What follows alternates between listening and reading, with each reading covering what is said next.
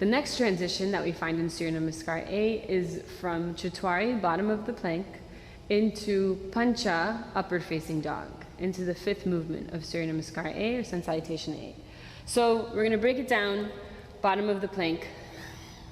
And first we're going to try by lowering the knees, pushing into the hands to shift the hips back, so that we get to a point where we can drop the tailbone. So we're lifting the hips to drop the tailbone, and then from there you can roll up the spine into upward facing dog as the hips move down and the heart lifts up.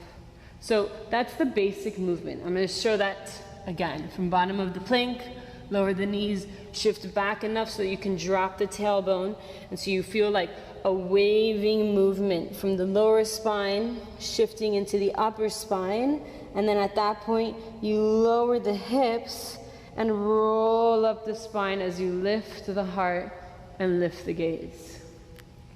And so you can do that with the knees down like I just did.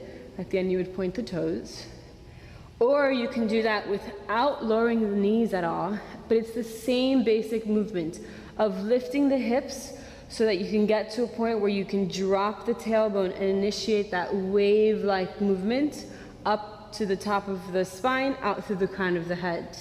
And so that allows us to take a really deep inhale, starting from the base of the pelvis, take a really full inhale to move into the full expression of that back bend.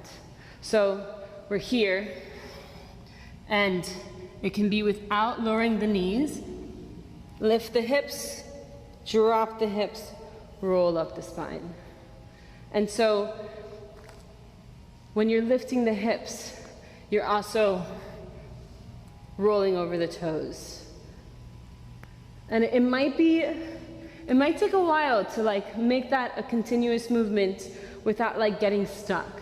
So first just work on that knees down, pelvis back, drop the tailbone, rolling through the spine. That's a really difficult movement for a lot of people, so just give yourself time to really feel into that wave pattern. And it's going to make this process of moving into upward facing dog so much more smooth and less compressed into the lower back. It'll allow you to lift up and out of the lower back and find a really spacious back bend.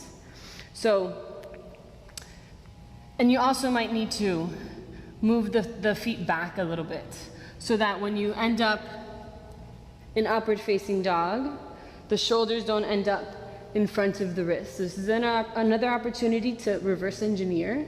Where do your feet need to reach back to so that when you end up in upward facing dog, the shoulders are either behind the wrist or on top of the wrist?